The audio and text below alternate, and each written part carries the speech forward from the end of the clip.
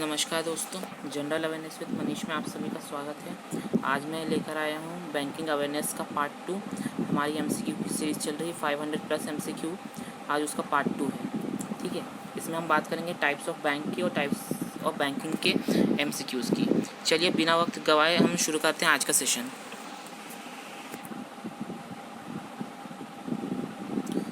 Under the RBI act 1934 banks were classified as ठीक है, RBI act 1934 के तहत बैंक्स को कितने भागों में क्लासिफाई किया गया था? तो आंसर आपका बनता है शेड्यूल कमर्शियल बैंक और नॉन शेड्यूल कमर्शियल बैंक। ठीक है, ऑप्शन नंबर 3। चलिए आगे। Banks which are entered in the second schedule of RBI act 1934 as known as, वह बैंक जो RBI एक्ट 1934 के सेकेंड शेड्यूल के तहत आते हैं किस तरह के बैंक कहलाते हैं? ठीक है, तो आपका आंसर बनता है शेड्यूल कमर्शियल बैंक। कौन से बैंक कहलाते हैं वो? Schedule commercial bank. चलिए तीसरा क्वेश्चन है हमारा। इन schedule commercial bank the paid up capital and the reserve of aggregate value is not less than. Schedule commercial bank में पेड अप कैपिटल और जो रिजर्व कैपिटल होती है कितने अमाउंट से कम नहीं होना चाहिए, तो वो है 5 लाख। ठीक है, शेड्यूल कमर्शियल बैंक में जो अमाउंट है वो 5 लाख से कम नहीं होना चाहिए, तभी जाके शेड्यूल कमर्शियल बैंक कहलाता है। ठीक है, ये बहुत कम है, आजकल तो काफ़ी ज़्यादा ही होता है वो तो। ठीक है, चलिए आगे बढ़ते हैं। Name the type of banks whose total paid up capital is less than 5 lakh. वह बैंक कौन से कहलाते हैं जिनका पेड अप कैपिटल 5 लाख से कम होता है? तो वो कहलाएंगे नॉन शेड्यूल बैंक। कौन से कहलाएंगे वो? Non schedule bank. चलिए आगे। SCBs in India are categorized based on their ownership and or their nature of operation. What is the full form of SCB? SCB का फुल फॉर्म क्या है बस इतना हमें बताना है। तो SCB का फुल फॉर्म बनता है शेड्यूल कमर्शियल बैंक। ठीक है, in public banks majority stake is held by, है ना। पब्लिक सेक्टर बैंक में मेजॉरिटी स्टेक किसका होता है? तो आंसर बनता है आपका गवर्नमेंट ऑफ इंडिया का। ठीक है, 51% से ज़्यादा होता है भारत सरकार का। चलिए आगे। Banks in which majority of share capital of the bank held by private individual is known as. ठीक है, जिसमें प्राइवेट इंडिविजुअल का मेजॉरिटी स्टेक होता है वो कौन से बैंक कहलाते हैं? तो वो है प्राइवेट सेक्टर बैंक। ठीक है,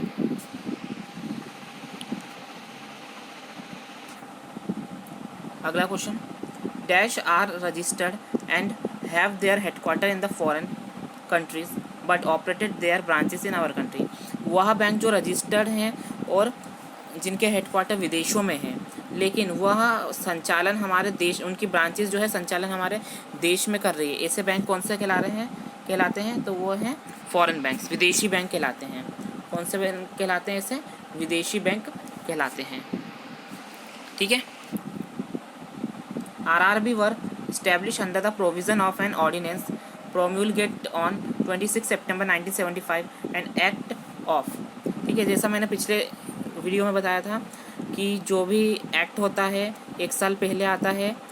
कोई भी संस्था या कोई भी कानून जब पारित होता है एक्ट उसका 1 साल पहले आता है। लेकिन RRB में क्या हुआ कि RRB में जो है एक्ट उसका 1 साल बाद आया। ये देखिए मैंने बताया था पहले कि ऑर्डिनेंस लाया गया था, अध्यादेश लाया गया था कब? 1975 में, जब जाके 1975 में ही RRB की स्थापना कर दी गई थी। और एक्ट कब आया? 1976 में आया। कब आया? 1976 में आया। RRB are jointly owned by government of India, the concerned state government and. ठीक है, RRB है ना, यानी कि किससे मिलकर बना होता? कौन यानी कि बनाता है RRB को? गवर्नमेंट ऑफ इंडिया होती है, स्टेट गवर्नमेंट होते हैं और स्पॉन्सर बैंक होता है। ठीक है, स्टेट देखिए अब क्या होता है, 50% हिस्सेदारी किसकी होती है? भारत सरकार की होती है। ठीक है, 15% हिस्सेदारी किसकी होती है? स्टेट गवर्नमेंट की होती है। ठीक है। और बची हुई 35% किसकी होती है? स्पॉन्सर बैंक की होती है। कौन से बैंक की? स्पॉन्सर बैंक की। मान लीजिए एक बैंक, ठीक है, 50% की हिस्सेदारी किसने? गवर्नमेंट ऑफ इंडिया ने लगाई, ठीक है। 15% की लगाई स्टेट गवर्नमेंट ने, 35% लगाया बैंक ऑफ इंडिया ने, तो बन गया मध्य प्रदेश का मध्य प्रदेश ग्रामीण बैंक। कौन सा? मध्य प्रदेश ग्रामीण बैंक। चलिए आगे। The issue capital of RRB shared by honours in the proportion of, किस प्रपोर्शन में रहता है? 50% भारत सरकार का, 15% किसका? राज्य सरकार का, 35% स्पॉन्सर बैंक का। Option number A right answer. चलिए आगे। Cooperative banks are organise under the provision of, ठीक है, ठीक है। कॉर्पोरेटिव बैंक्स किसके यानी कि तहत संचालित किए जाते हैं? तो वह है corporative society law of state act, ठीक है। चलिए आगे। Cooperative banks function on the basis of which principle, ठीक है। कॉर्पोरेटिव बैंक्स किस प्रिंसिपल पर कार्य करते हैं? तो वह है नो प्रॉफिट नो लॉस, ठीक है। चलिए आगे। Name the first cooperative bank establish in India. Bharat में पहला कोऑपरेटिव बैंक कौन सा था जो इस्टेब्लिश हुआ था? तो आंसर बनता है ना, Anyonya cooperative bank limited, Vadodara, Gujarat में, ठीक है। चलिए आगे। EXIM bank, SIDBI, NABARD are example of which bank, which type of bank? तो ये है आपके स्पेशलाइज्ड बैंक, ठीक है। चलिए आगे।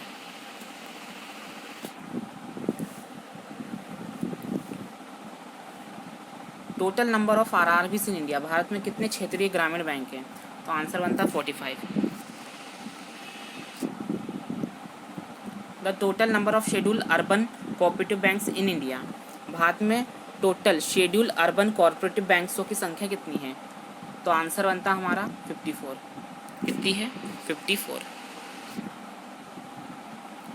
Banks were advised to introduce a facility of no frills account with nil और लो मिनिमम बैलेंस, ठीक है। ज़ीरो बैलेंस जो अकाउंट खोले गए थे उन्हें नो फ्रिल्स अकाउंट कहा गया था, ठीक है। तो ये इसकी स्थापना कब हुई थी? तो इसकी स्थापना जो हुई थी 2005 में हुई थी। नो फ्रिल्स अकाउंट की 2005 में लाया गया था। आगे चल के वही प्रधानमंत्री जनधन योजना बना, जिसमें हर किसी का अकाउंट खोला जाता था। पहले नहीं होता था ऐसा, अब हुआ, ठीक है। The state bank of India subsidiary act was passed in which year enabling the State Bank of India to take 8 former state associate banks as its subsidiary, ठीक है। State bank of India act किस वर्ष में पास किया गया था? तो 1959।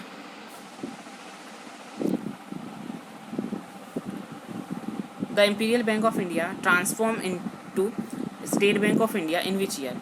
Imperial bank of India का नाम बदलकर स्टेट बैंक ऑफ इंडिया कब कर दिया गया, या इंपीरियल बैंक ऑफ इंडिया को स्टेट बैंक ऑफ इंडिया में कब बदल दिया गया?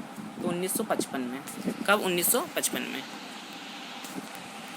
चलिए आगे। Bank can undertake certain eligible financial service और एक्टिविटीज देयर डिपार्टमेंटली और bye setting up subsidiary is called. Banks क्या कर सकते हैं? उनकी सब्सिडरीज खोल सकते हैं, या डिपार्टमेंटली ऑर्गेनाइज कर सकते हैं चीज़ों को। तो किस तरह की बैंकों में आता है? तो पैरा बैंकिंग में आता है। कौन सी बैंकिंग में आता है? पैरा बैंकिंग में आता है। ये बस इतना याद रखना कि जो है बैंक्स जो हैं सब्सिडरी जो है सेटिंग अप यानी बना किस आधार पे किस बैंकिंग में सकते हैं? तो पैरा बैंकिंग में सकते हैं। In which type of banking place funded only in riskless security. सबसे यानी जिसमें रिस्क बहुत कम होता है, वो वाली कौन सी बैंकिंग कहलाती है? तो वो कौन सी कहलाती है? Narrow banking. Narrow banking riskless कहलाती है। नेम द कमेटी, ठीक है, name the committee which gave recommendation to convert weak bank into narrow bank. उस कमेटी का नाम बताइए जिसने वीक बैंक को नैरो बैंक्स में बदलने का सुझाव दिया था। तो तारपुर कमेटी, कौन सी कमेटी थी वो? Tarapore committee.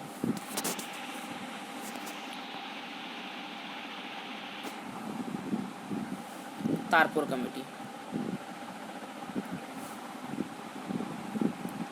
A financial service unit, normally a branch or subsidiary of a non-resident bank, which plays an intermediary role between the non-resident borrowers and lenders, is known as। ठीक है। अब फाइनेंशियल सर्विस यूनिट, एक financial service unit होती है, normally क्या होता है, अब ब्रांच हो सकती है और सब्सिडरी होती है एक नॉन रेजिडेंस बैंक की, विच जो कि एक मध्यस्थता का काम करती है। ठीक है। अब देखो क्या होता है, ये कंपनी है और ये कंपनी है, ये भारत की कंपनी है और ये फॉरेन की यानी विदेशी कंपनी है। ठीक है। अब ये ठीक है, अब ये कंपनी कहाँ पे ऑपरेटिव, विदेश में है और ये भारत में है। अब इसको इससे बिजनेस करना है, किसको? भारतीय कंपनी को उस विदेशी कंपनी से करना है। अब जब पैसे का लेन देन होगा तो भारत की कंपनी इस पर भरोसा कैसे कर ले और ये वाली कंपनी इस पर भारतीय पर भरोसा कैसे कर ले? तो इनके बीच में क्या होता है, एक मध्यस्थ का काम करता है, एक बैंक करता है। ठीक है। ठीक है। या फिर कोई भी ब्रांच कर सकती है। ठीक है। तो वो क्या कहलाती है? ऑफशोर बैंकिंग यूनिट कहलाती है। ठीक है। बस इससे ज़्यादा कुछ याद नहीं रखना है। ठीक है। In offshore banking unit are normally found in, offshore banking unit कहाँ मिलती है? स्पेशल इकोनॉमिक जोन्स में मिलती है, स्पेशल इकोनॉमिक जोन्स में मिलती है वो। ठीक है। Offshore banking units generally don't carry which type of business, offshore banking units किस तरह के बिजनेस नहीं करती है? तो रिटेल बिजनेस नहीं करती है। कौन से रिटेल? जैसे कि आप और मैं हुए, जनरली बैंक में किस काम के लिए जाते हैं? जनरली बैंक में हम पैसा जमा करने जाते हो, निकालने जाते हैं, विड्रॉ करने जाते हो, डिपॉजिट करने जाते हैं। लेकिन इस तरह के काम हमारे लिए ये ऑफशोर बैंकिंग यूनिट्स नहीं करेंगी। क्यों? क्योंकि ये है स्पेशल इकोनॉमिक जोन भी बनाए जाते हैं, बिकॉज ऑफ जहाँ पर ज़्यादा से ज़्यादा बड़ी बड़ी इंडस्ट्रीज़ होती है, सिर्फ उन्हीं के लिए होते हैं, वो मध्यस्थ का काम करने के लिए होते हैं। ठीक है। चलिए, which type of banking entails bank to encourage environment friendly investment. ठीक है। इनमें से कौन सी बैंकिंग जो है इन्वायरमेंट फ्रेंडली बैंकिंग को बढ़ावा देती है? तो कौन सी? ग्रीन बैंकिंग देगी। कौन सी देगी? Green banking.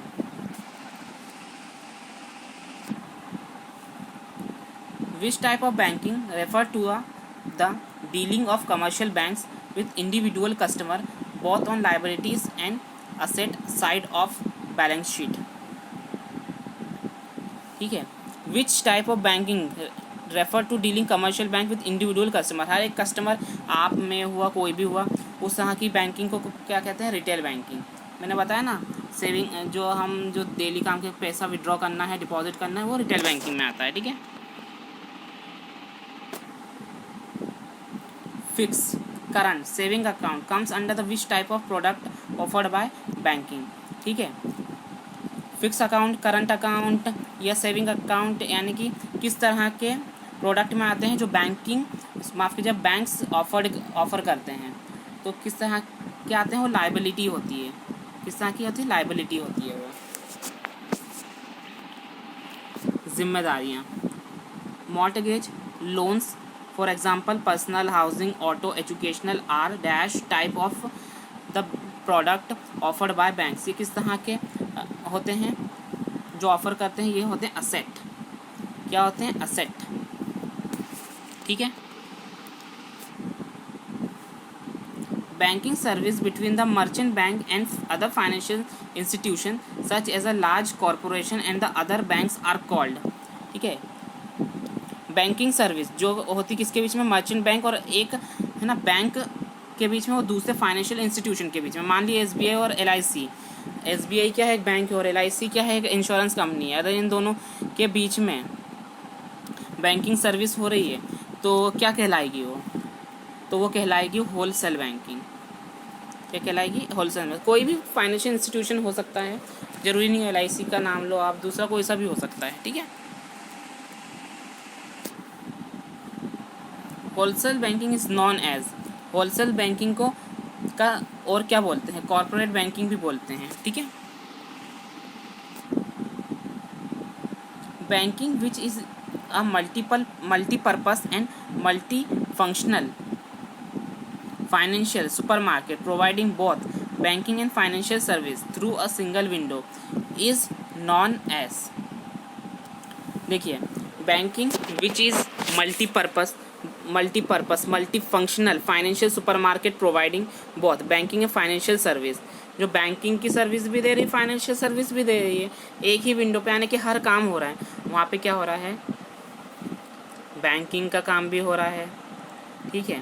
बहुत सारी देखते हैं ना आप, इंश्योरेंस भी दिया जाता है, ठीक है, आपके क्रेडिट लोन्स भी होते हैं, क्रेडिट कार्ड भी इशू करा जाता है, सब कुछ होता है, हर तरह का काम होता है। तो कौन सी कहलाती है, वो कहलाती है हमारी यूनिवर्सल बैंकिंग। जहाँ हर तरह के काम हो जाएंगे वो यूनिवर्सल बैंकिंग कहलाएगी, ठीक है। Banks participate directly in the corporate governance of firms that rely on bank for provide or insurance underwriter. Such type of banking is known as, ठीक है। तो ये क्या कहलाएगी, यूनिवर्सल बैंकिंग ही कहलाएगी, ठीक है, ठीक है। बहुत सारे काम होते हैं, यूनिवर्सल बैंकिंग होती है। Merchant banking is a combination of banking and, merchant banking किसका होती है, कंसल्टेंसी सर्विस का होती है, और बैंकिंग का कॉम्बिनेशन होती है, ठीक है। चलिए आगे। In merchant banking banks provide consultancy to its client for which type of matter, किस तरह के मैटर्स में होते हैं, फाइनेंशियल हो सकता है, मार्केटिंग हो सकता है, मैनेजरियल हो सकता है, लीगल हो सकता है, ठीक है। इस तरह की एडवाइस दी जाती है वहाँ पे क्लाइंट, ठीक है।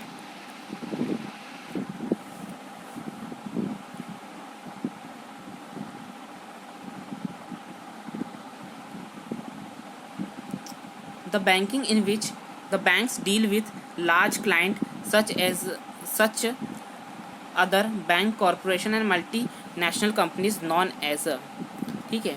तो कहलाएगा होलसेल बैंकिंग, ठीक है। द बैंकिंग इन विच, वह बैंकिंग जिसमें बैंक्स क्या करते हैं, डील करते हैं किसको, लार्ज क्लाइंट को, बहुत ज़्यादा क्लाइंट्स को, है ना। सच अदर बैंक्स हो सकते हैं, कॉर्पोरेशन होता है, मल्टीनेशनल कंपनीज हो सकती है, होलसेल बैंकिंग कहलाएगी, ठीक है।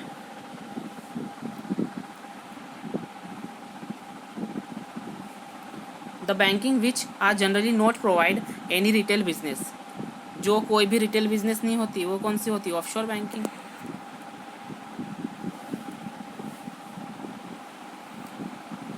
विच banking generally consider the safe banking, सबसे सेफ कौन सी मानी जाती है, नैरो बैंकिंग।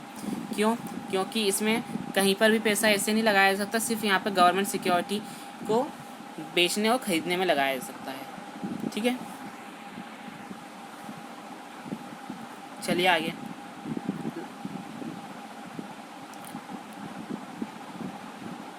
विच banking provide mortgage loan, fix current account, saving account, ये कौन सी बैंकिंग कहलाती है, रिटेल बैंकिंग कहलाती है।